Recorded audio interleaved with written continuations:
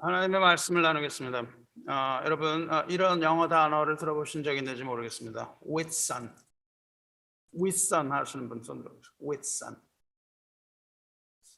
with Sunday 들어보셨나요? With Sunday. 아무도 없어요? With sun tide. 그러면 White Sunday 그런 말 들어보셨어요? White Sunday 하얀 주일. 아무도 없어요? Pentecost는 아십니까? Pentecost. 아시면서 안 드시는 것 같아요. 네, 이 모든 단어가 다 많이 쓰이는 단어입니다. 히브리 절기에 수장절, 샤브오프라는 수장절에서 유래한 오순절을 뜻하는 말입니다. 곡식을 거둔 후에 창고에 거두어들이는 수장절, 히브리의 명절 샤브오스는 레위기 23장 15절 16절의 규례를 따르는 절기입니다. 안식일부터 세어서, 안식일은 6월절 안식일 말합니다. 안식일부터 세어서 7 안식일의 수요를 채우고 7일씩이니까는 7, 7이 49가 되죠. 그리고 7 안식일 이튿날까지 49 플러스 1 50일을 해서 50일을 계수하여 새 소재의 제사를 하나님께 드리라는 규례를 따른 안식일로부터 50일째 되는 날입니다. 그러니까 6월절로부터 50일째 되는 날이 수장절. 수장은 이제 거두어서 추수하여 저장한다는 뜻이에요. 수장절, 샤브옷입니다. 이 샤브옷은 감사의 절기인 동시에 곡식을 타작해서 창고에 드리는 절기예요.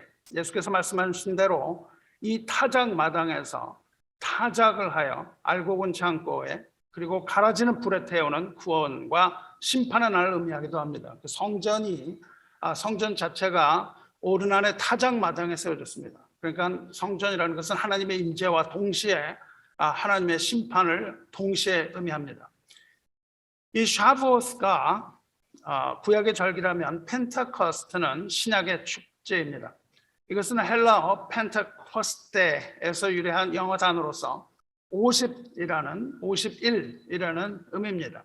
예수님께서 십자가에서 죽으시고 3일 만에 부활하신 후에 그 부활하신 날로부터 50일을 세어서 50일 되는 날 마가의 다락방에서 불같이 그리고 바람같이 성령이 임하셨고 성령께서 임하신 그 날 50일째 되는 날을 페네코스트 성령 강림 축제일로서 삼았습니다. 그러니까 오늘 6월 5일은 부활주일로부터 50일 되는 주일, 즉 성령 강림 주일로 교회가 정하고 교회는 이 날을 전후해서 축제 기간으로 기념합니다. 여러분 이 때는 기쁨의 때입니다. 교회에서 기쁨의 때. 여러분 기쁘십니까?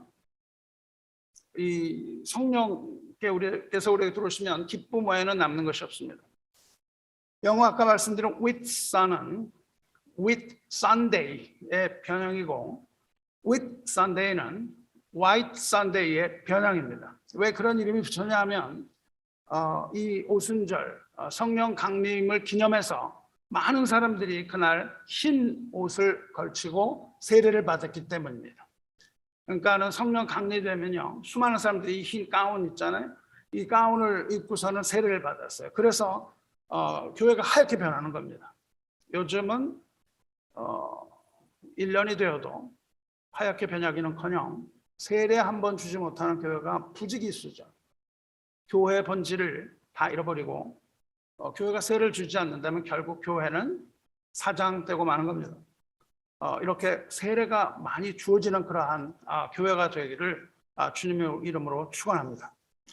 그래서 그렇게 하얗게 변한 주일, 그것을 White Sunday라고 불렀고 이 단어가 줄어서 With Sunday 또 With Sun이 되었습니다. 그리고 With Sun Tide라는 건요, 이 타이드는 물결이잖아요.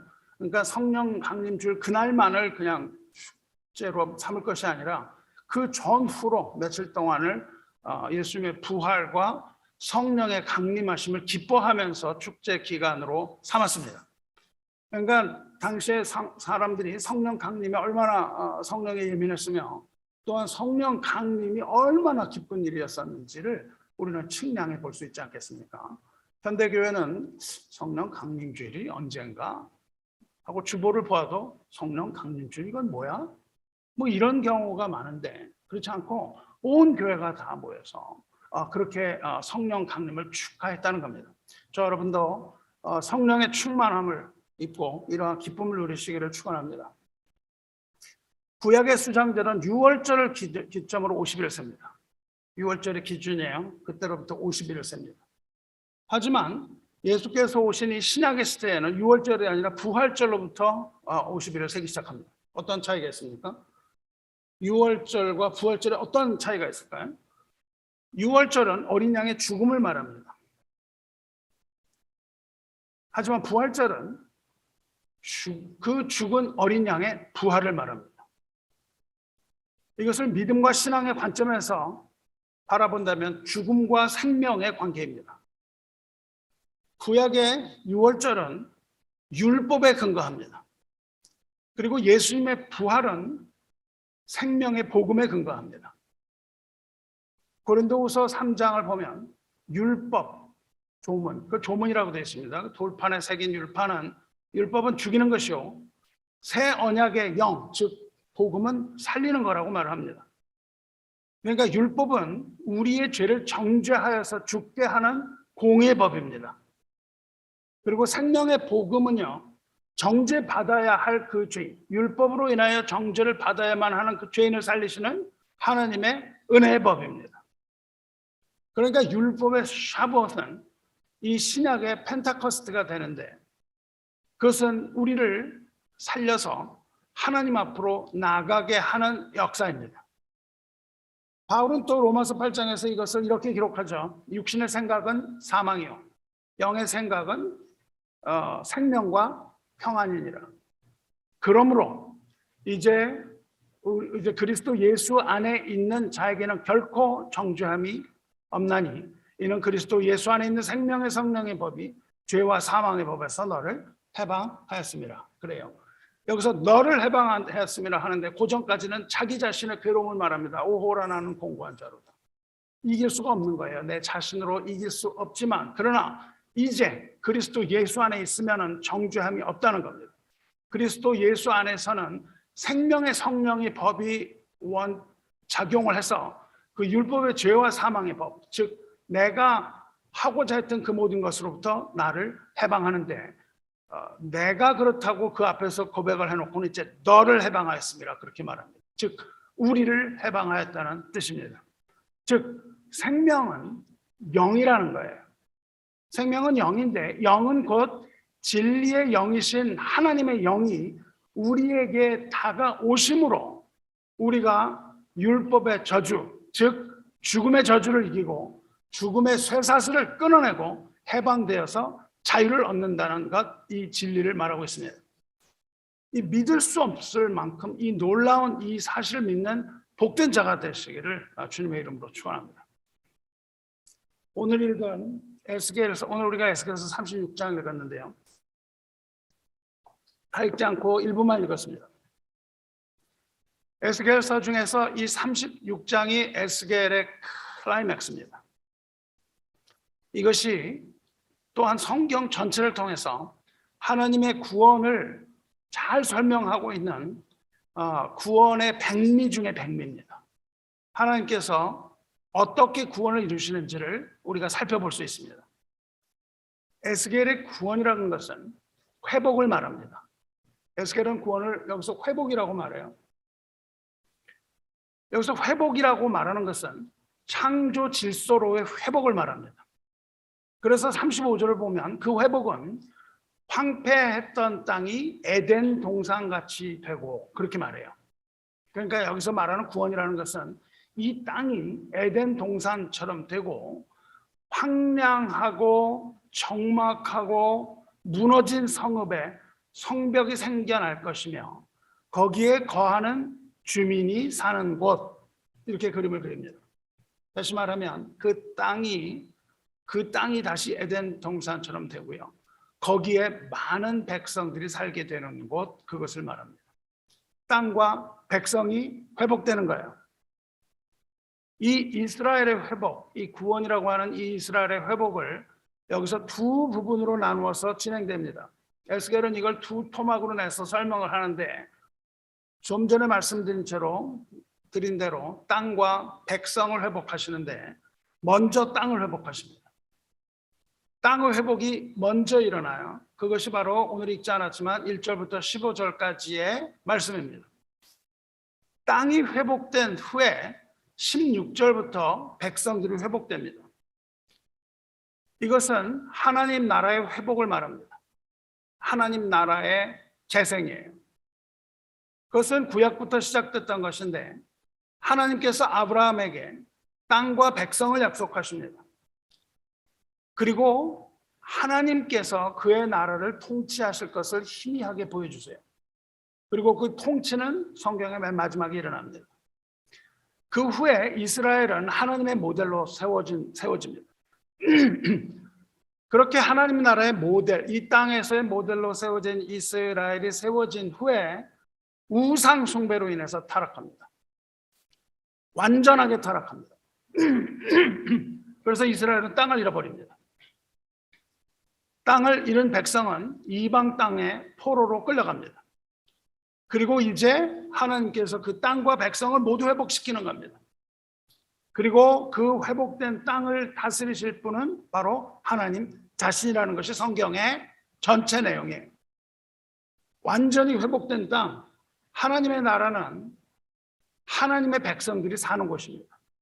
그리고 거기는 하나님께서 직접 통치하시는 장소입니다. 앞부분에서 말한 땅의 회복에 있어서는요, 이스라엘 전 공동체의 회복이 일어나요. 모든 공동체가 그 땅으로 돌아오는 것을 말합니다. 하지만 그 이후에 나타나는 회복, 이 백성의 구원은 다분히 개인적인 것으로 나타나요. 그러니까 먼저 땅과 공동체의 회복이 일어나고 그리고 개인적인 구원을 이야기합니다. 이것이 성경 전반에 걸쳐서 아주 동일하게 나타나고 있어요. 구원은 공동체적인 것이 아니고 개인적인 것이라는 거예요. 에스겔은 이렇게 말하죠. 비록 노아, 다니엘, 욥 이 세 의인이 거기에 있을지라도 그들은 자기의 공의로 자기 생명만 건지리라. 나 여호와의 말이라. 이렇게 말씀하세요.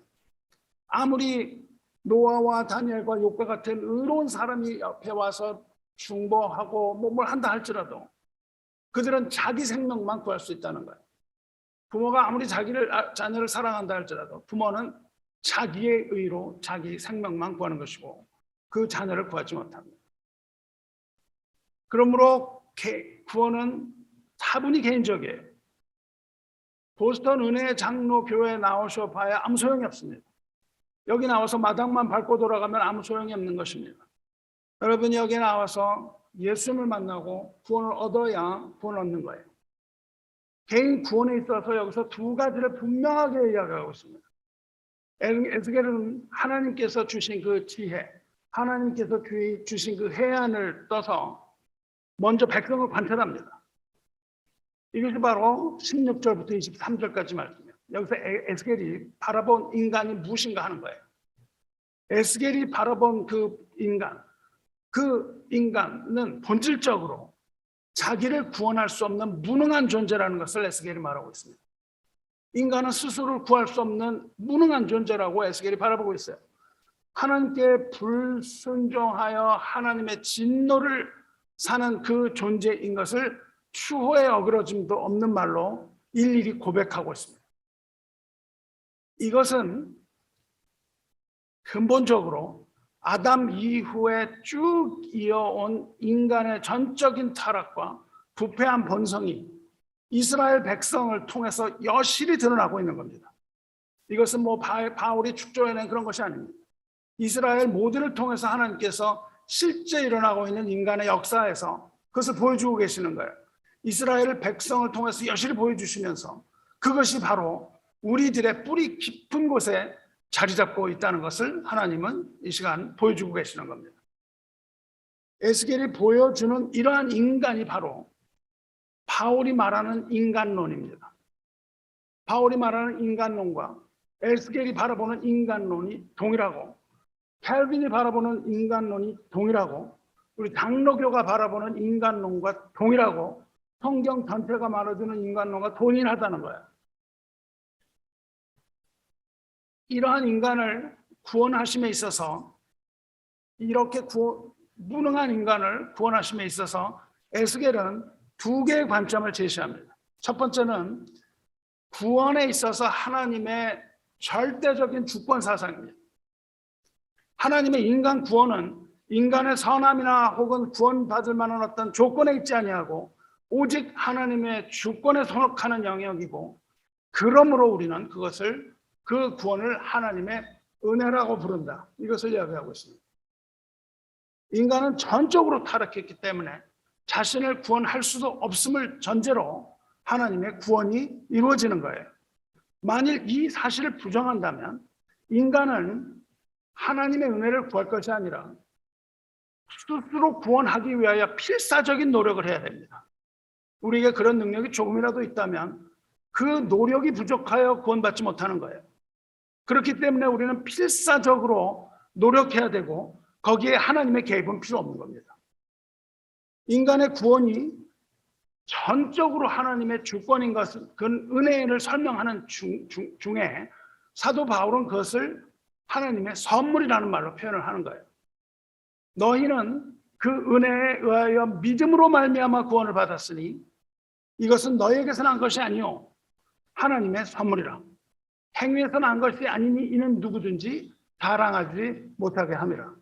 이것이 바로 바울이 바라본 인간론이요, 또한 에스겔로부터 수많은 선지자들이 바라본 인간론입니다. 이것을 부정하는 신학자와 이것을 부정하는 교단과 이런 것들이 굉장히 많습니다. 하지만 우리는 성경을 올바로 이해하기만 합니다.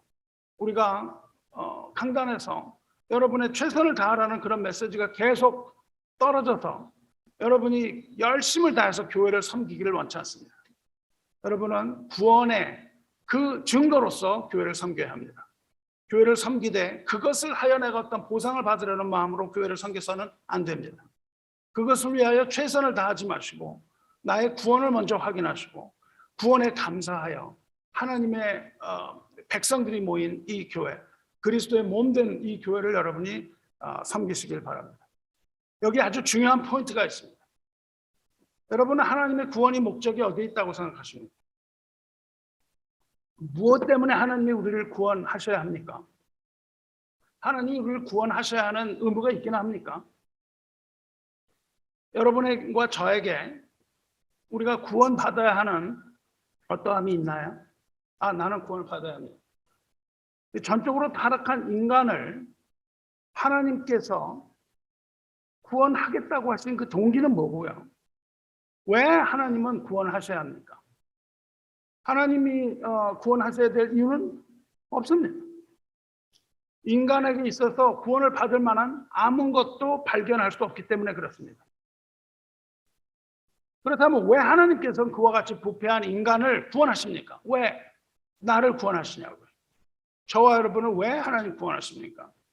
에스겔은 그 이스라엘의 회복의 원인이 이스라엘 백성에게 있지 않고 그 원인은 오직 여호와의 이름 때문이라고 말하고 있어요. 이스라엘이 한 것이라고는 오직 자신들과 하나님의 이름을 더럽힌 일밖에는 없다고 먼저 고발합니다. 이스라엘이 한 거는 하나님의 이름을 더럽힌 거예요. 그리고 자기 자신을 더럽힌 겁니다. 이러한 인간론을 펼친 후에 그리고 에스겔은 하나님의 구원을 이야기합니다.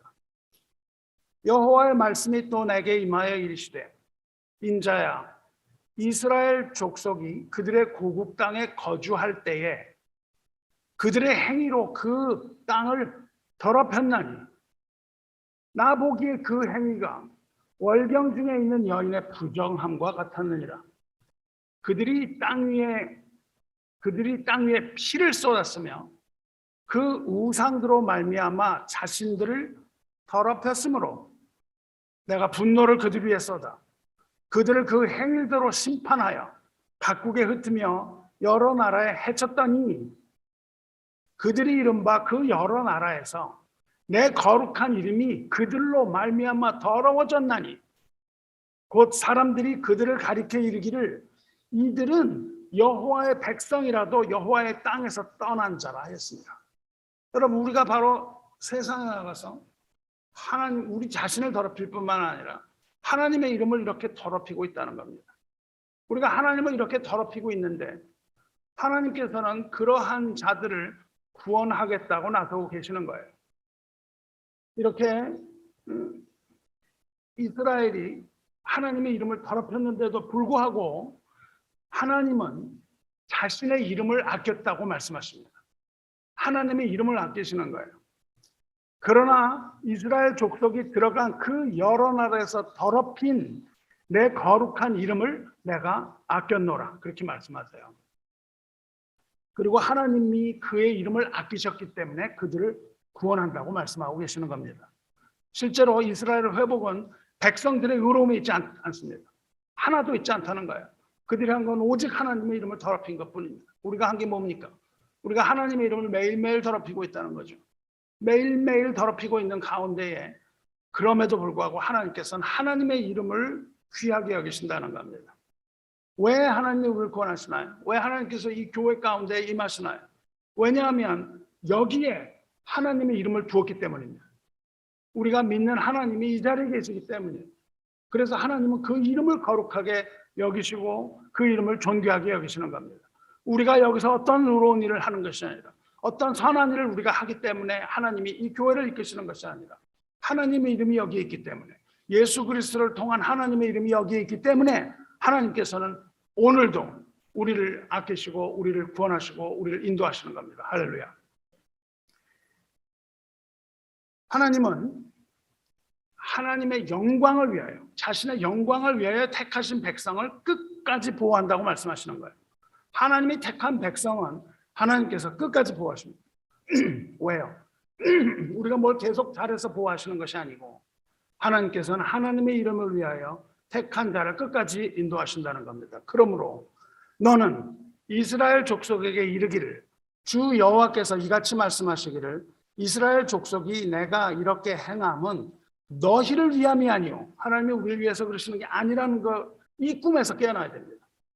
내가 뭐 사랑받을 만한 존재가 되기 때문에, 나는 사랑받기 위하여 태어났기 때문에 하나님이 나에게 그렇게 베푸신다. 천만의 말씀입니다. 그것이 아니고 너희를 위함이 아니고 너희가 들어간 그 여러 나라에서 더럽힌 나의 거룩한 이름을 위함이라, 이 말씀을 하고 계시는 거예요. 여러 나라 가운데서 더럽혀진 이름, 곧 너희가 그들 가운데서 더럽힌 나의 큰 이름을 내가 거룩하게 했더라, 이렇게 말씀하시는 겁니다. 내가 그들의 목전에서, 그들의 눈앞에서 너희로 말미암아 내 거룩함을 나타내리리. 하나님께서 이렇게 타락하고 부패한 자들로 말미암아서 하나님의 거룩함을 그 앞에서 나타났다고 말씀하고 계시는 거예요. 내가 여호와인 줄을 여러 나라 사람이 알리라, 주 여호와의 말씀이니라, 이렇게 말씀하셨습니다. 여긴 우리는 하루속히 그러한 착각에서 깨어나야 됩니다. 내가 중심적인 신앙생활을 버리고 하나님의 이름이 중심이 되는 그러한 신앙으로 나아가시기를 축원합니다. 그래서 우리는 착각하지 말아야 됩니다. 하나님이 우리를 구원하시면 우리가 구원받을 가치가 있는 자들이기 때문이 아닙니다. 그렇기 때문에 우리가 하나님께 요구할 수 있는 근거는 하나도 없습니다. 우리가 하나님께 요구할 수 있는 근거가 없다고요. 그러므로 구원받은 자는요, 나 같은 죄인 살리신 이 Amazing Grace, 이 노래를 부르지 않을 수 없는 겁니다. 내가 한 것이 아무것도 없고 나 같은 죄인인데 나를 살리신 하나님의 은혜를 노래하지 않을 수 없는 거예요. 나의 어떠함이 있다고 하면 그 노래를 할 수가 없습니다. 나 같은 죄인이 아니기 때문에 그래요. 그러나 나 같은 죄인이라는 것을 인정하는 사람은 Amazing Grace를 마음 깊은 곳으로부터 부르는 겁니다. 결국 우리를 구원하시는 하나님의 동기는 하나님의 이름을 위한 것이고, 구원의 목적 또한 여호와의 이름을 열방에 알리기 위함입니다. 그러므로 구원받은 백성은요, 먹든지 마시든지 무엇을 하든지 다 하나님의 영광을 위하여 살아야만 하는 것이 마땅한 일이고, 사도 바울은 그것을 우리에게 직접적으로 알려주고 있는 겁니다. 우리가 살아가는 이유는 하나님의 영광을 위해서입니다. 그렇다면 하나님께서 이스라엘을 어떻게 회복시키셨는지 알아보고 그것을 우리의 삶 가운데 적용해 보려고 하는 겁니다.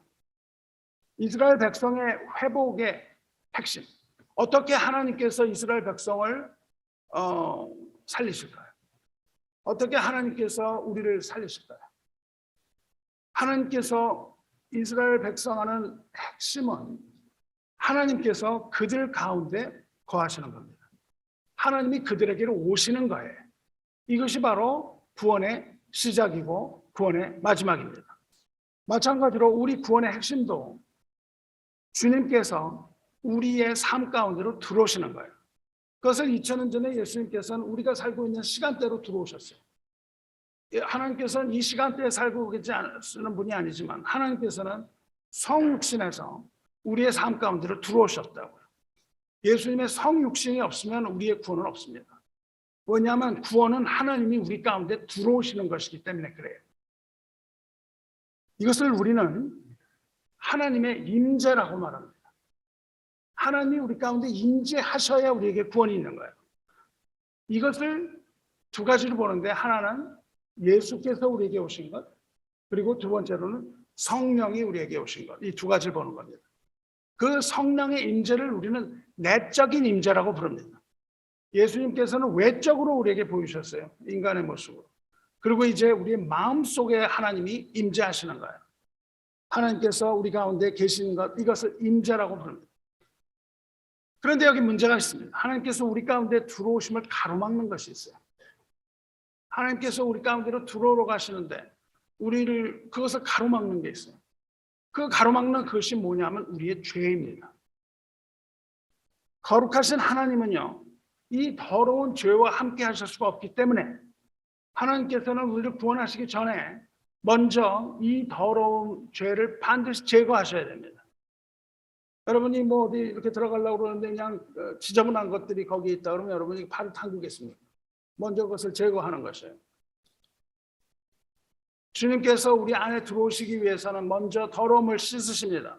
우리 죄의 문제가 해결돼야 돼요. 맑은 물을 너희에게 뿌려서 너희로 정결하게 하되 곧 너희 모든 더러운 것에서와 모든 우상 숭배에서 너희를 정결하게 할 것이며가 먼저 나타나요.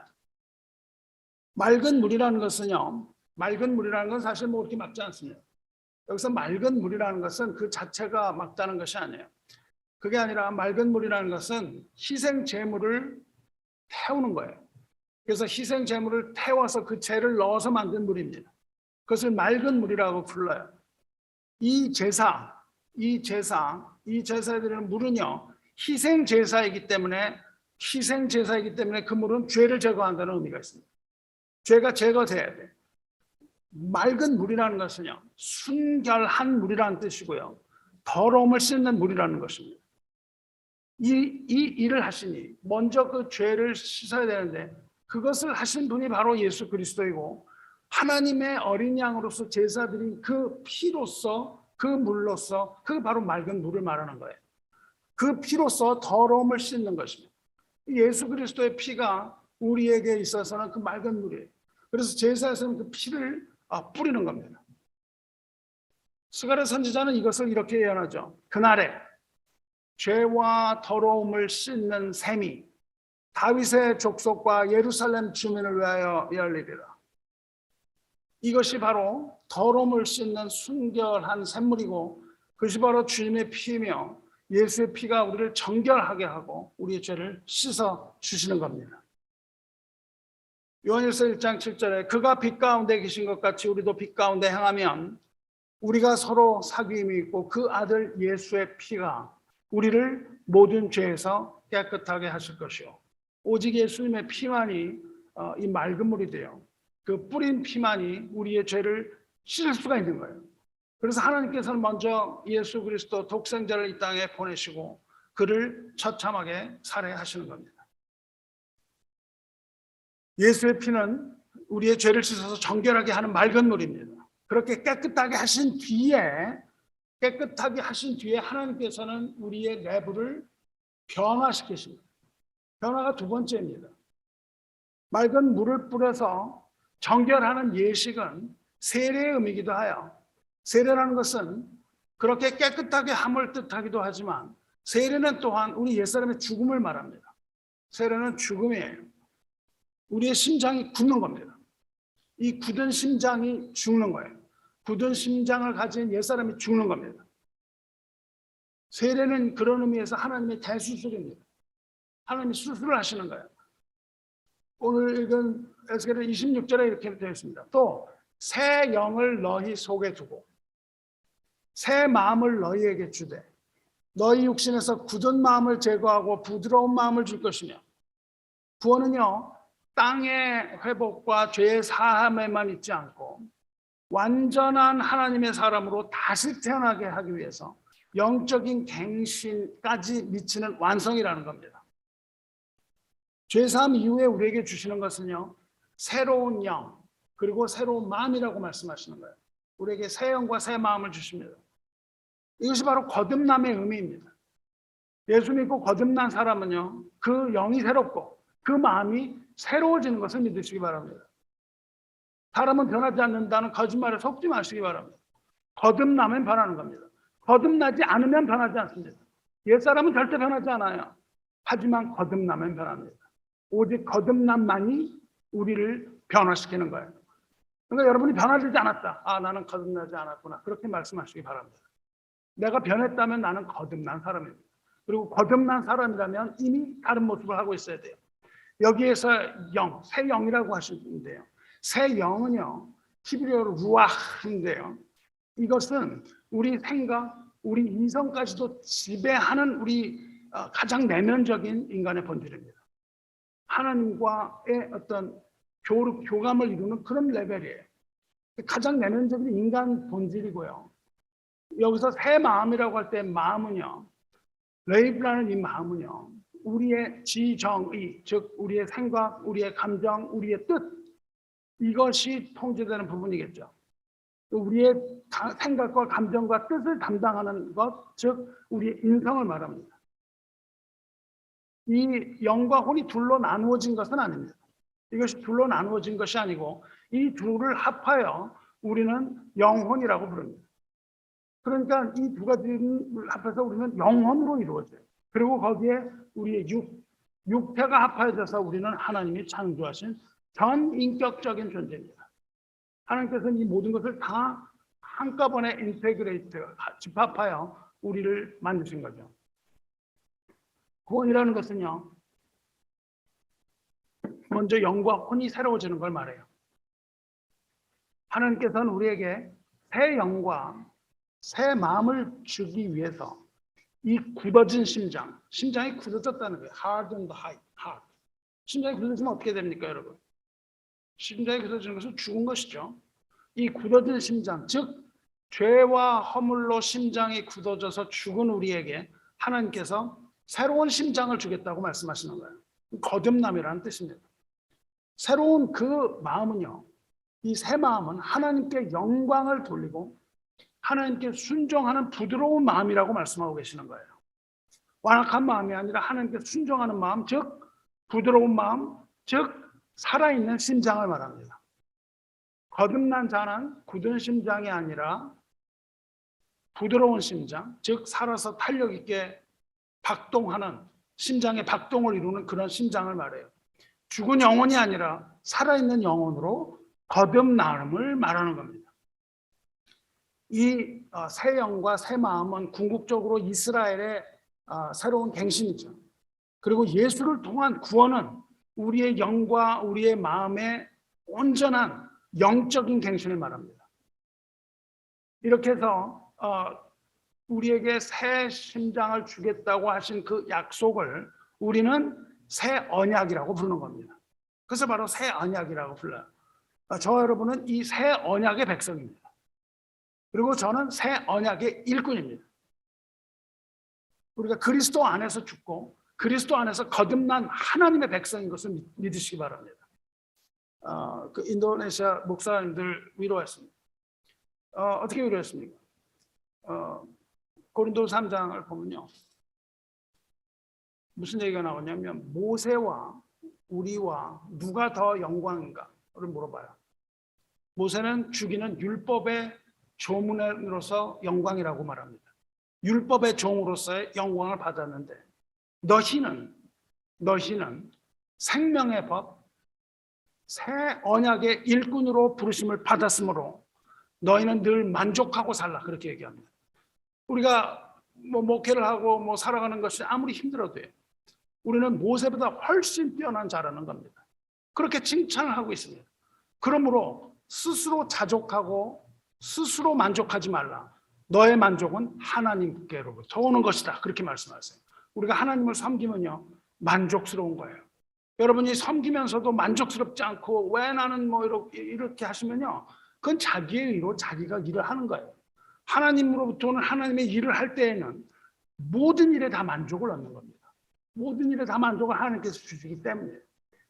비록 우리가 예수 믿고 겉모습은 변하지 않는 것처럼 보여도 우리가 그리스도 안에서 거듭났다면 우리는 새 영과 새 마음을 얻으신 줄로 믿으시기 바랍니다. 그래서 두 번째로는 우리의 죄를 씻으시는 것이죠.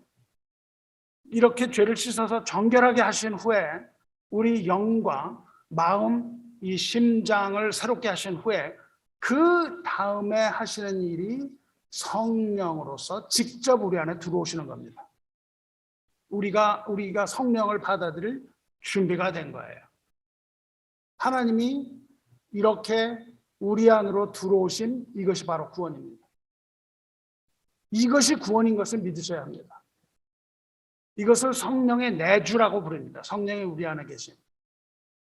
모든 구원받은 자는 한 사람도 예외 없이 구원받은 자는 모두 성령이 그 안에 계십니다. 모두에게 성령이 내주하십니다. 그 증거는 여러 가지입니다. 하지만 성령을 받지 않고 구원받을 수는 없습니다. 성령이 없는 구원이라는 것은 없어요. 왜냐하면 구원의 근거는 예수가 그리스도이심을 믿는 믿음이기 때문에 그렇습니다. 성령이 아닌 곳에서는 그리스도를 주라 할 수 없느니라 말했어요. 누구든지 성령이 아닌 곳에서는 주를 그리스도라 할 수 없기 때문에 성령이 없는 사람은 그리스도를 주라 하는 믿음을 갖지 못했고 따라서 구원받지 못합니다. 오직 성령이 있는 사람만이 구원받는 거예요. 우리가 무엇을 하는 것이 중요한 게 아니라 우리에게 그리스도의 영이 있어야 됩니다. 그리스도의 영이 없으면 그리스도의 사람이 아닙니다. 우리에게 그리스도의 영이 있는지를 확인해 보아야 합니다.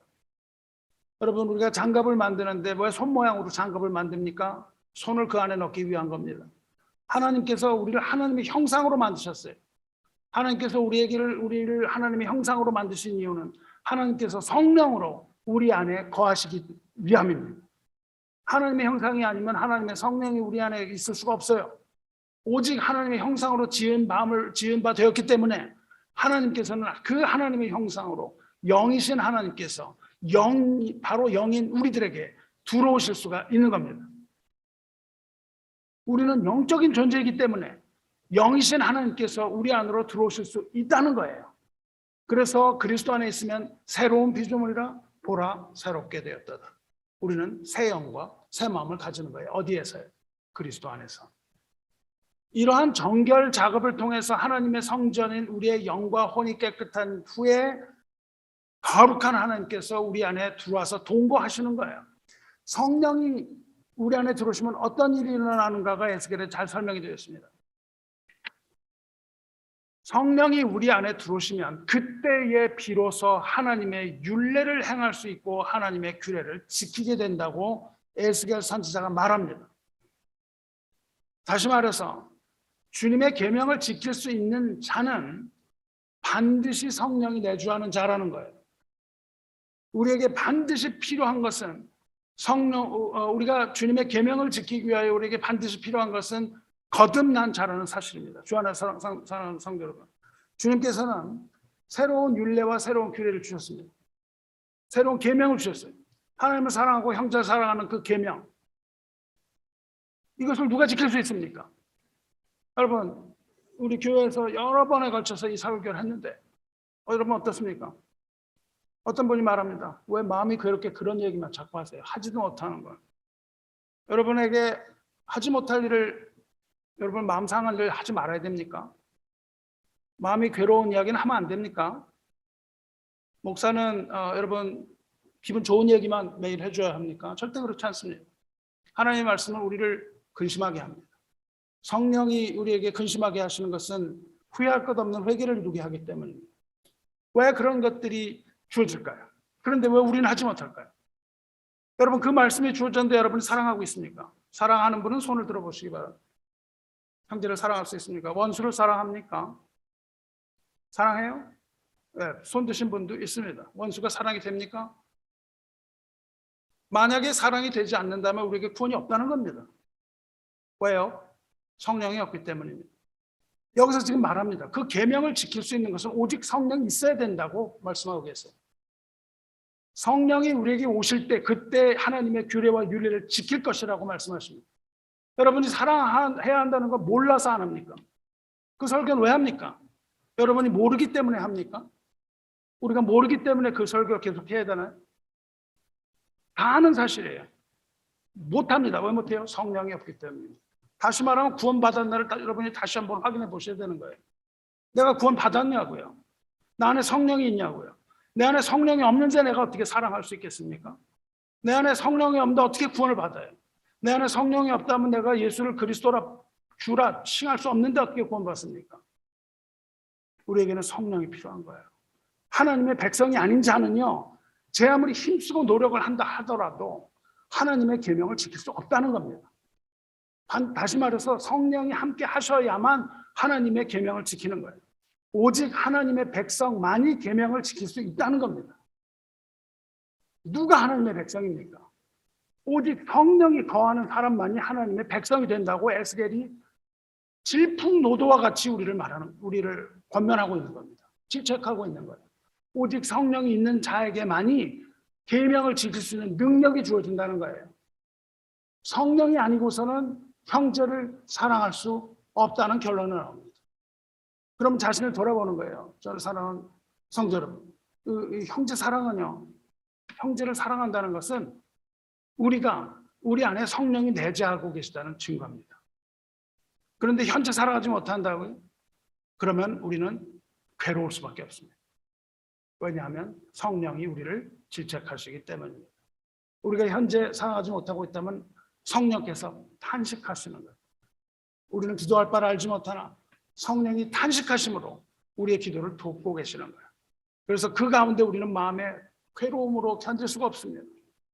여러분이 사랑하지도 않으면서 괴로움도 없다면 이것은 자신을 다시 봐야 되는 겁니다. 내가 과연 구원받은 사람인가? 내가 구원받았다고 착각해서는 안 됩니다. 구원받았다고 착각을 하는 것이 아니라 다시 한번 생각해 보시기 바랍니다. 만일 여러분 가운데, 우리 가운데 성령이 계시는데 형제를 미워할 수가 있습니까? 우리 안에 성령께서 말할 수 없는 탄식으로 탄식하시는데 우리가 성령을 거스르면서 계속해서 끊임없이 순종하지 않고 형제를 미워할 수가 있습니까? 그럴 수가 없습니다. 성령의 사람은요, 이러한 갈등 때문에 괴로워서 죽으려고 하는 거예요. 그리고 마침내 그것을 미움을 버릴 수밖에 없는 겁니다. 내가 버리고 싶어서 버리는 게 아니에요. 나의 의로움으로 버리는 게 아닙니다. 이러한 미움을 마침내 버리고 성령에게 굴복하지 않을 수 없다는 겁니다. 성령이 우리를 그렇게 굴복하도록 괴롭게 만드시는 거예요. 계속해서 나날이 괴로워지는 겁니다. 여러분, 형제 사랑으로 성령의 내주하시는 성령을 보시기 바랍니다. 여러분, 이제 이해가 됩니까? 에스겔의 이 말씀이 이해가 됩니까? 하나님의 구원 계획은 이런 수순을 받습니다. 1. 먼저 우리의 죄 문제를 해결. 2. 우리의 내면을 새롭게 하심, 거듭나게 하심. 3. 성령의 임재. 4. 사랑의 계명 준수. 이겁니다. 죄를 해결하시고 우리를 변화시켜서 거듭나게 하시고 성령께서 임재하셔서 하나님의 뜻을 이루게 하심. 이게 구원입니다. 결론은 하나님의 뜻을 이루는 겁니다. 이걸 다 빼먹고 그 앞에 있는 것만 하면 아주 개인적이고 이기적이고 거짓된 그런 신앙을 갖게 되는 겁니다. 이 구원을 위해서 1. 하나님께서는 독생자를 주셨습니다. 아들 낳으니 이름을 예수라 하라. 이는 그가 자기 백성을 그들의 죄에서 구원할 자심이니라 하니라. 여러분 성경 쓰기 시작하시는 분은 이미 여기 지나갔을 줄로 믿습니다. 마태복음 1장 21절입니다. 누구에게 하시죠? 요셉에게 하시는 말씀입니다. 아들을 낳으리니 이름을 예수라 하라. 이는 그가 자기 백성을 그들의 죄에서 구원할 자이심이니라. 하나님의 독생자 예수는 하나님의 어린 양으로서 십자가에서 피를 흘리셨고 죽음으로써 우리 죄 문제를 해결하셨습니다. 그리고 이 두 번째, 그리스도이신 예수를 믿고 그 안에 들어간 사람은 새 영과 새 마음을 얻습니다. 거듭나는 거예요. 그런즉 누구든지 그리스도 안에 있으면 새로운 피조물이라. 이전 것은 지나갔으니 보라 새 것이 되었도다. 그리고 예수 안에 있는 우리는 새로운 피조물이 되었으며 그 안에서 우리는 새로운 심장과 새로운 마음으로 그 심장의 박동이 우리 안에 살아서 있고 우리가 숨을 쉬고 살아가는 겁니다. 영적으로요. 할렐루야. 그리고 오순절이 이르러서 120문도들이 모여있던 그 마가의 다락방에서 오순절 날이 이름에 그들이 다 같이 한 곳에 모였더니 호련히 하늘로부터 급하고 강한 바람 같은 소리가 있어 그들이 앉은 온 집에 가득하며 마치 불의 혀처럼 갈라지는 것들이 그들에게 보여 각 사람 위에 하나씩 임하였더니 그들이 다 성령의 충만함을 받고 성령이 말하게 하심을 따라 다른 언어로 말하기를 시작하니라.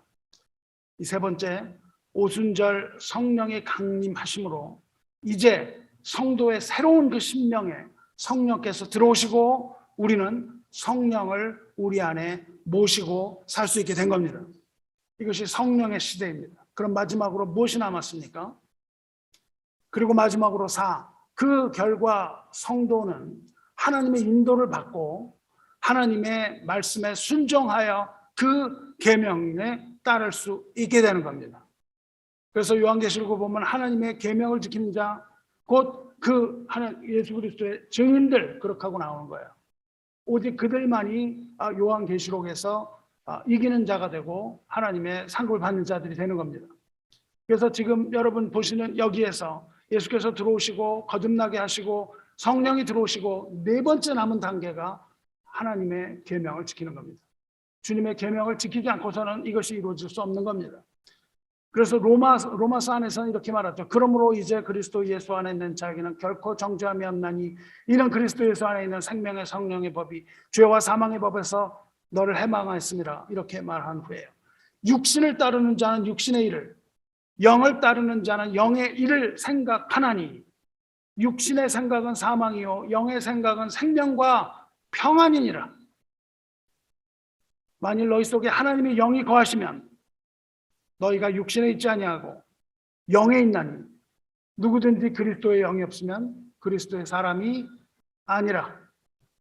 또 그리스도께서 너희 안에 계시면 몸은 죄로 말미암아 죽은 것이나 영은 의로 말미암아 살아있는 것이니라.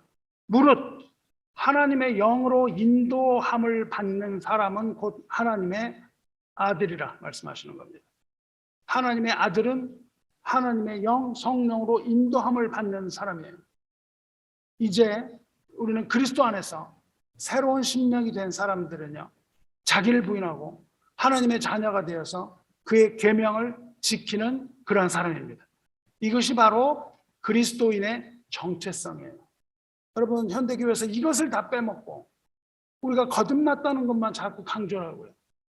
우리 구원이 완성된 것처럼 얘기하는 것은 언어도단입니다. 성경은 반드시 이 마지막 것을 위하여 설명을 해요. 왜 여기에 있을까요? 핵심이 왜 여기에 있을까요? 저와 여러분을 위해서 구원하지 않으셨다는 데 있습니다. 무엇을 위하여 구원하셨어요? 하나님의 이름을 위하여 구원하셨습니다. 하나님의 이름을 위하여 구원하기 위하여 그 세 번째 단계가 있는 것이고 그 이름을 위하여 네 번째 단계가 있는 거예요. 하나님을 배반하고 하나님의 이름을 더럽힌 백성이 이제 하나님의 능력으로 하나님의 뜻을 따르고 하나님께 순종하는 삶을 살게 되는 것, 다시 하나님께 영광을 돌리게 되는 것, 이것이 바로 하나님의 이름을 위하여 구원하심이 되는 거예요. 그러니까 이 부분이 빠지면 어떻게 됩니까? 우리를 위하여 구원하시는 것에 불과합니다. 거짓입니다. 나를 위하여 구원하시는 것이 아니라 그 안에서 우리는 어떻게 되는 거예요? 하나님께 영광을 돌립니다. 그럼 우리는 뭐예요? 우리는 하나님의 그냥 도구에 불과합니까? 노예입니까? 아닙니다. 이렇게 될 때 하나님께서 우리에게 기쁨을 주시는 겁니다. 그래서 우리는 그 기쁨 가운데 영원토록 하나님을 찬양하는 삶, 이것이 바로 올바른 구원론입니다. 이것을 믿으시기 바랍니다. 이 모든 과정을요, 에스겔의 이 모든 과정을 주님께서 제자들에게 설명해 주셨어요. 그것을 설명해 주신 것이 바로 오늘 읽은 요한복음 16장입니다. 요한복음을 이렇게 쭉 읽어나가다가요, 이 지점에 이르면은 엄청난 변화가 일어납니다. 이 시점은요, 예수님께서 이 지상에서의 사역을 다 마무리 지으시는 시점이에요. 이 말씀을요, 신학에서는 이거를 고별 강화라고 부릅니다. 고별. 예수님이 제자들과 고별하고 작별하시는 장면이에요. 이전까지는 예수님께서 제자들을 위해서 일하셨습니다. 제자 훈련시키면서 제자들을 돌보셨어요. 그런데 이제는 제자들을 떠나서 단독으로 예수님이 혼자 모든 사역을 하세요. 이제 제자들이 없습니다. 예수께서 이제 단독으로 마지막 길을 걸어가시는 그 아주 엄숙한 장면에 그 시점에서 제자들에게 말씀을 하시는 거예요. 여기서 예수께서 알려주실 때요, 내가 이제 떠나갈 거라고 말씀하시는데요, 이제 너희들이 당할 박해에 관하여 말씀하십니다. 박해는 그전에도 있었습니다. 제자들과 함께 다니실 때도 박해가 있었는데요, 하지만 그 증오와 박해는 제자들이 받지 않고 예수님이 그걸 다 받으셨어요. 그 모든 걸 다 예수님이 받으셨어요. 그래서 제자들에게는 방패가 되어주셨습니다. 예를 들어서 제자들이 안식일을 지키지 않았을 때, 제자들이 뭐 손을 씻지 않고 밥을 먹었을 때, 이럴 때 어떻게 했습니까? 예수님께서 그 모든 것을 다 친히 변호해 주셨어요. 하지만 이제 앞으로 예수님과 이 땅에서 고별하게 되고요, 앞으로 다가오는 모든 박해와 고난은 다 누구 몫입니까? 그 제자들이 다 받아야 된다고 예수님이 말씀해 주시는 거예요. 이제부터 모든 박해와 고난, 이런 것들 다 너희가 받아야 된다고 경고하시고, 그 후에 어떻게 해야 되는지 알려주십니다. 그런 일이 올 때 그것이 없어진다는 것이 아니고, 그런 일이 올 때 어떻게 해야 되는지 알려주시는 거예요. 그래서 1절에서요, 내가 이것을 너에게 이르면 너희로 실족하지 않게 하려. 너에게 고난이 오고 박해가 왔을 때 너희가 실족하지 않게 하기 위하여 내가 이 말을 하는 거다, 그 말이에요. 사람들이 너희를 출교할 뿐만 아니라, 출교는 생명을 잃는 것과 같습니다. 때가 이르면 물은 너희를 죽이는 자가 나타난다는 거예요. 너희는 죽이는 자가 생각하기를 이것이 하나님을 섬기는 일이라 하리라. 이 유대인들이요, 하나님을 섬긴다는 미명하에 유대인들 다 죽였습니다. 그리고 또 기독교인들도 말이죠, 또 그런 이유 많은 기독교인들을 죽였죠. 오직 너에게 이 말을 한 것은 너희로 그때를 당하면 내가 너희에게 말한 이것을 기억나게 하려 하며, 처음부터 이 말을 하지 아니한 것은 내가 너희와 함께 있었습니다. 예수님이 처음부터 함께 계셨기 때문에 그걸 얘기해줄 필요가 없다는 거예요. 박해를 예수님이 다 막아주셨기 때문에. 근데 이제는 너희가 그것을 직접 당해야 된다는 거예요. 그것을 당하고 실족하지 말고 내가 너희에게 일러준 말로 이기라. 그 얘기를 지금 하고 계십니다. 사랑하는 성도 여러분, 이때까지요, 제자들은 온실 속에서 그냥 곱게 자른 화초와 같은 겁니다. 예수님이 방어 벽이 되어주셨어요. 보호벽이 되어주셨어요. 주님께서 함께 계시면서 그 모든 찬바람 다 막아주셨습니다. 하지만 주님이 떠나가시는 날, 그들은 찬바람을 맞는 야생화 같이 된 겁니다. 그래서 세상의 박해와 고난 가운데서 주님이 걸어가신 길을 따라가야 되는 거예요. 그러나 주님께서 그 일러주신 그 말을 기억하고 모든 고난과 박해와 이런 것들 다 이기고 주님 주신 사명을 완수하고 그들은 마지막 날까지 주님의 증인이 될 수 있었습니다. 증인이 된다는 말은 순교할 수 있었다는 거죠. 성도 여러분, 우리도 마찬가지입니다. 여러분 지금 그냥 온실에 앉아있는 화초와 같은 존재예요. 우리는 이렇게 편안하게 앉아서 가만히 수동적으로 말씀을 듣고 있을 수 있잖아요. 근데 이제 곧 마지막 때가 되면 이렇게 말씀을 듣고 앉을 수 없는 때가 온다는 겁니다.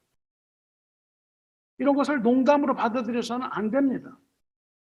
예수님의 제자들처럼 우리도 이 마귀가 완전히 장악한 세상에서 찬바람을 맞으며 살아가야 되는 거예요.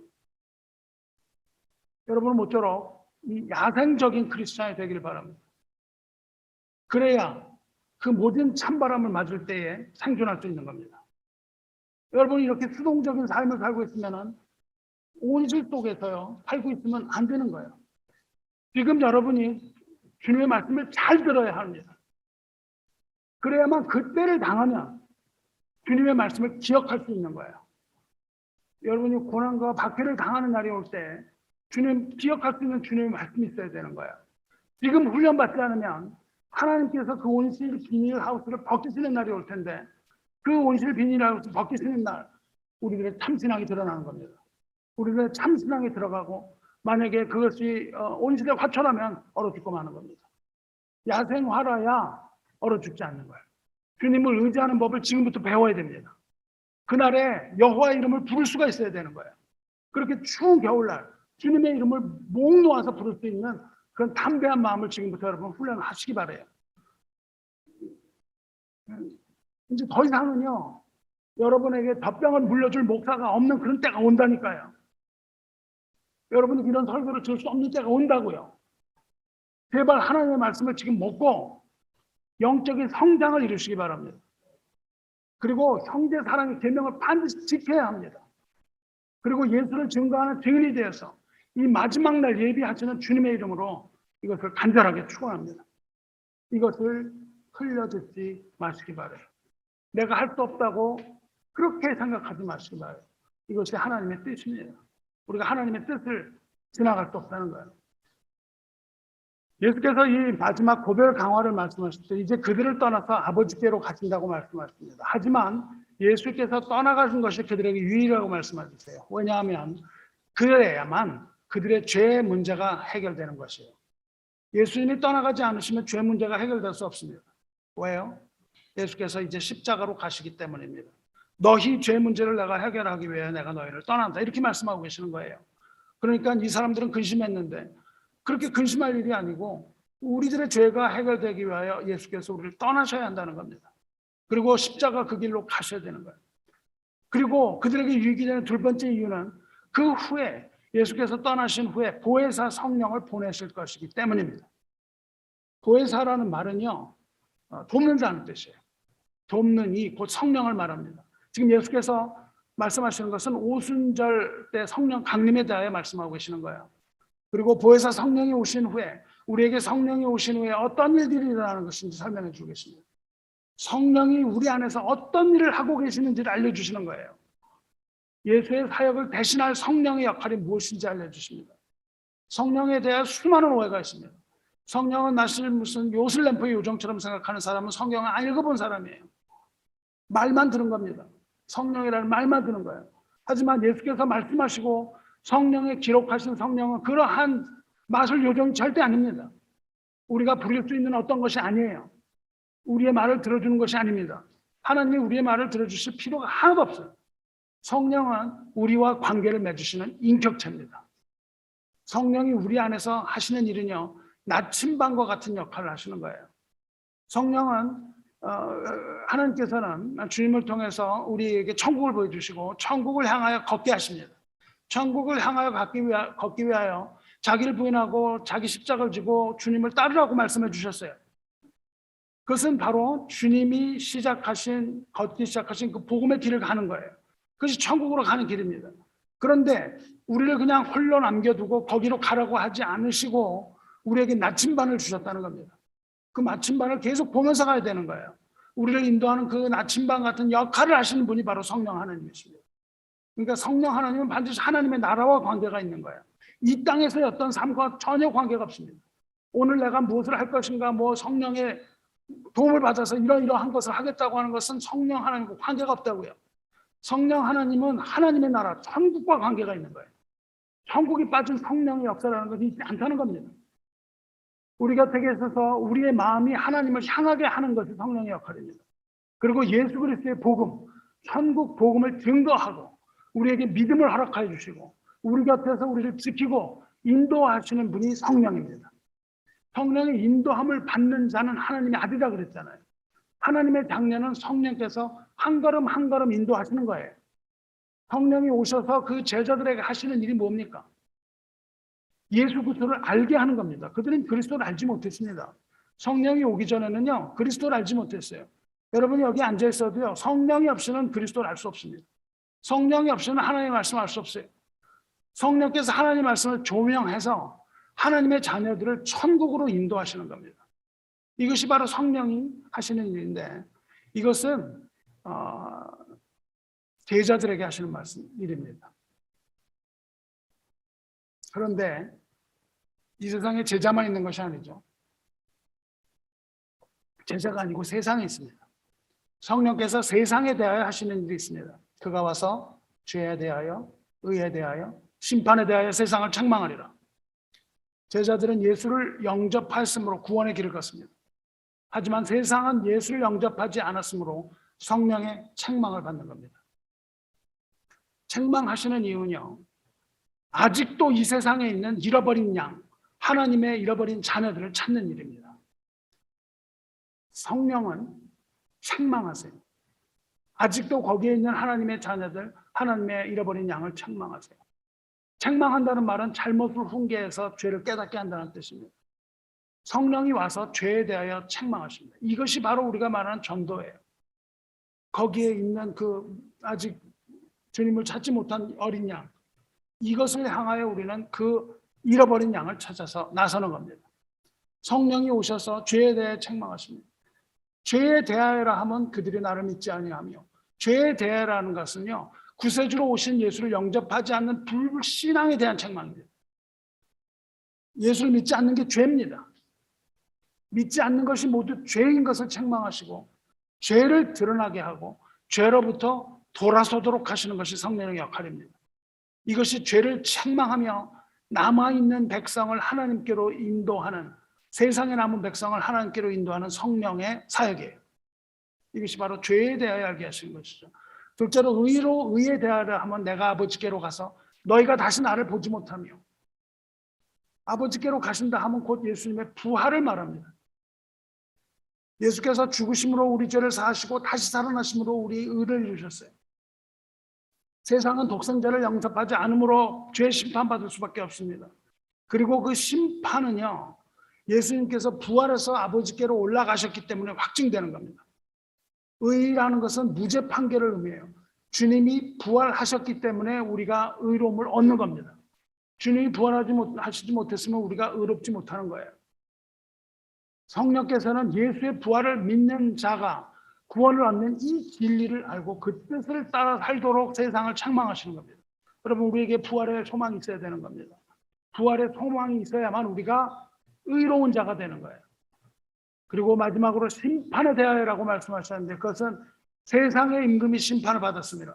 세상 임금이라는 것은 공중 관세를 잡은 자, 세상의 어둠의 세상에 주관 자, 악한 영, 사탄 마귀를 말하는 거잖아요.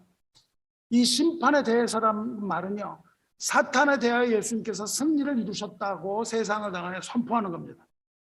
예수께서 이미 사탄을 심판하셨음을 선포하시고, 이미 그 모든 죄의 사슬에서 놓아주려 한다는 것을 세상이 알게 한다는 겁니다.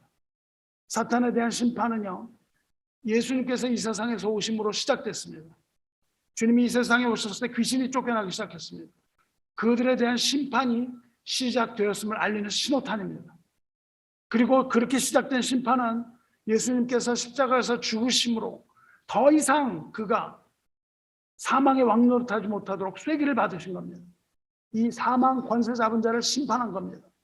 자녀들은 혈과 육에 속하였음에 그도 또한 같은 모양으로 혈과 육을 함께 지니시면 죽음을 통하여 죽음의 세력을 잡은 자 곧 마귀를 멸하시며, 또 죽기를 무서워함으로 한 평생 매여 종노릇하는 모든 자를 놓아주려 하시니, 이 세상에서요, 무서워해서, 죽기를 무서워해서 죽음의 노예가 되어 살아가는 모든 자에게 하나님께서 승리를 선포하시는 겁니다. 그 승리를 선포하시는 것이 바로 성령의 역사예요. 그리고 이제 부활을 통해서 심판 확진하시고, 성령은 이러한 심판을 있다는 것으로 세상을 책망하고 깨닫도록 하셔서 그 깨달은 자들로 하여금 죽음의 세력을 이기고 세상으로부터 탈출하게 하는 일을 하시는 거예요. 13절 보시면 진리의 성령이 오시면 그가 너희를 모두 진리 가운데 인도하시는 겁니다. 성령은 제자들을 십자가의 길로 인도하셔서 예수를 따르게 하십니다. 우리가 예수를 따를 수가 있나요? 세상이 우리를 부르고 있는데 어떻게 우리가 세상을 따를 수 있겠습니까? 늘 세상을 따라가죠. 우리가 늘 세상을 따라갑니다. 어떻게 우리가 세상을 따라갈 수 있어요? 왜 세상을 따라갑니까? 성령의 지배를 받지 않기 때문에 그렇습니다. 성령이 우리를 십자가일로 인도하신다 그랬어요. 진리는 그리스도죠. 죄에 대하여, 의에 대하여, 심판에 대하여 세상을 책망하심으로 잃어버린 양 찾으실 뿐만 아니라 예수를 따르는 우리들은요, 성령의 인도하심과 조명을 통해서 진리이신 예수 그리스도 안으로 들어가게 하신다는 겁니다. 세상은 심판에 놓이지만 마지막 남은 자녀는 모두 구원 얻고 세상은 남겨짐으로 하나님의 진노에 따라 심판을 받게 되는 것. 이것이 바로 결론입니다. 사랑하는 성도 여러분, 여러분은 이렇게 질문할지 모릅니다. 뭐 애매한 소리를 하세요. 내 안에 성령이 계시는 줄 어떻게 아냐고 여러분 질문하십니다. 여러분 안에 성령이 계시는 것을 여러분은 볼 수 있습니까? 성령이 내주하신다는 증거는 너무나도 많습니다. 첫째로 우리가 성령의 인도를 받는다면 예수를 그리스도로 인정합니다.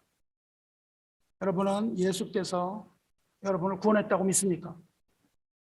예수께서 여러분을 구원했다고 여러분이 믿으신다면, 그렇다면 여러분은 성령의 내주를 경험하고 있는 겁니다. 둘째로 우리가 성령의 인도하심을 받는다면 우리는 하나님의 영광을 위하여 살고 싶어집니다. 우리에게 두 개의 선택권이 있을 때에는 우리는 하나님의 영광을 선택하는 거예요. 나의 자신을 위한 그런 종교 생활을 하는 게 아닙니다. 주님의 영광을 위한 것이라면 어디든지 가고 싶어지는 겁니다. 여러분, 선교사들이 왜 그렇게 나가고 싶어요? 제가 아는 선교사님, 어떤 이유 때문에 선교를 가지 못하는데 만날 때마다요, 어떤 선교사님이 뭐 나갔다는 얘기를 들으면요, 너무 부러워하는 거예요. 좋겠다. 좋겠네. 나는 언제 나가나? 이런 얘기를 하고 계시는 거예요. 억지로 거기 나가는 게 아닙니다. 왜 나가려고 합니까? 하나님의 영광을 위해서입니다. 우리는 우리가 성령을 인도하심을 받으면 주님의 영광을 위해서 어디라도 우리는 가고 싶어지는 거예요. 무엇이든지 여러분 주님의 영광을 위해서 살고 싶습니까? 여러분이 선택권이 있을 때 무엇을 선택합니까? 비록 우리가 연약한 세상을 선택하지만 하나님의 영광을 위하여 이것을 선택하고자 하는 부담이 있습니까? 아니면 그냥 내버려 버립니까? 여러분이 주님의 영광을 위하여 살고 싶어진다면 여러분은 성령의 인도하심을 받는 하나님의 자녀인 것을 믿으시기 바랍니다. 때때로 성령의 인도를 받는 사람은 내가 옳다고 하는 생각을 부인하는 겁니다. 내가 옳다고 생각하는 것을 부인하고 성령께서 가르쳐 주시는 하나님의 뜻을 구하려고 애를 쓰고 그것을 따라가려고 애를 씁니다.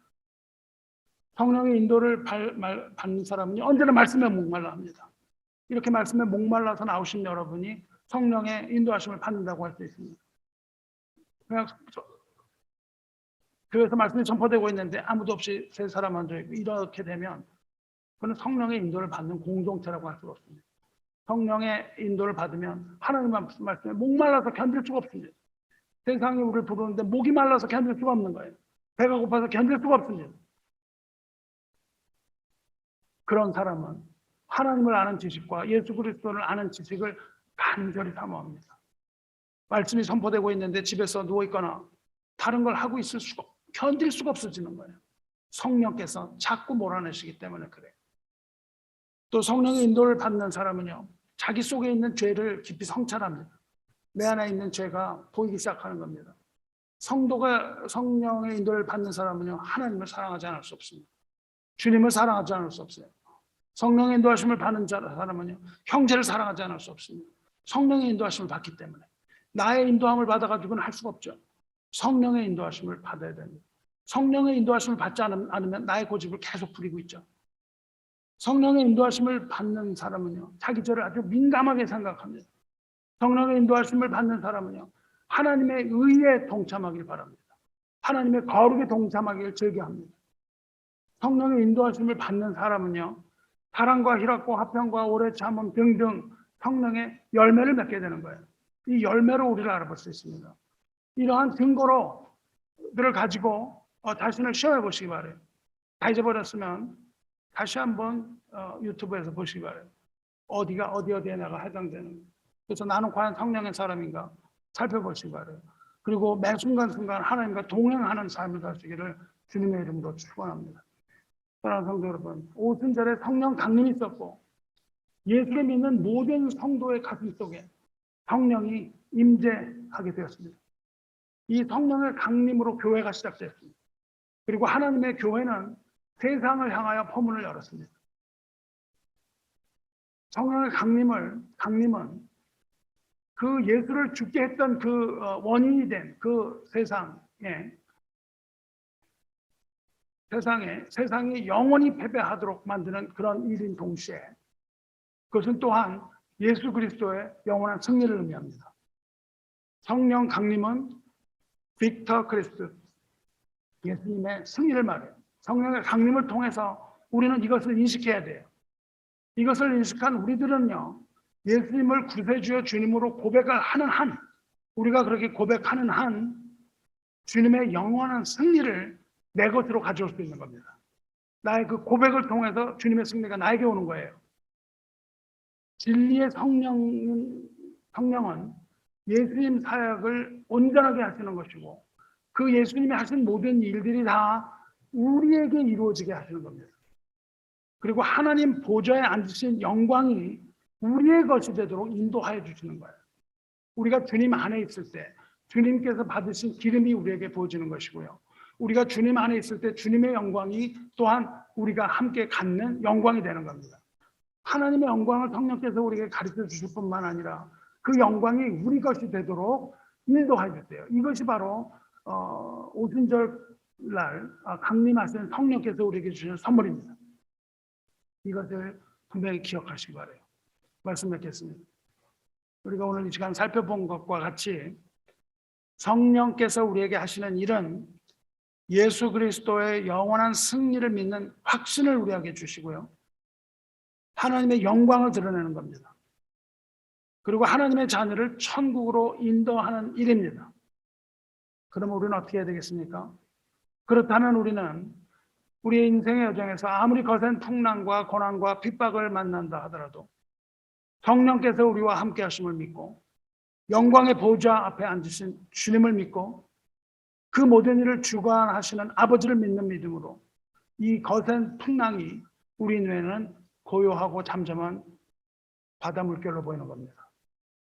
성령께서 우리에게 그렇게 보이게 해주시는 거예요. 안전함을 보장하십니다.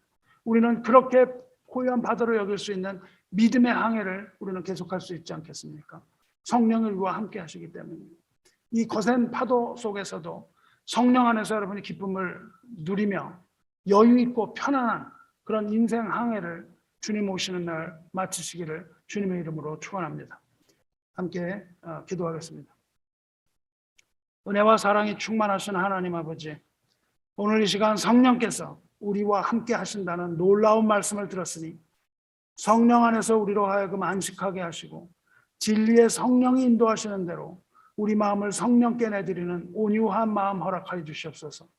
아직 해결되지 않은 죄가 있다면 주님의 보혈 맑은 물을 뿌려서 모든 죄가 용서받게 하여 주시고, 아직도 우리가 옛사람을 버리지 못하고 그 안에 살고 있다면 우리 옛사람을 죽이시고 새로운 피조물로 거듭나게 하여 주시기를 앙망하나이다.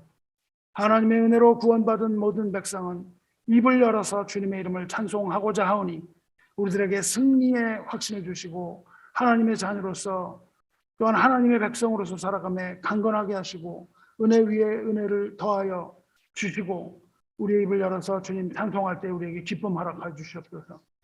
성령 강림하신 오순절을 우리가 기억하오니 주님의 임재를 우리도 또한 경험하게 하여 주시고 우리가 드리는 모든 예배 가운데 오셔서 우리 예배가 영과 진리로 드리는 영적 예배가 되게 하실 뿐만 아니라 우리의 모든 기도가 영으로 드리는 영적인 기도가 되게 하사 우리가 기쁨 가운데 하나님의 영광을 노래하며 하나님의 영광을 찬송하게 하여 주시옵소서.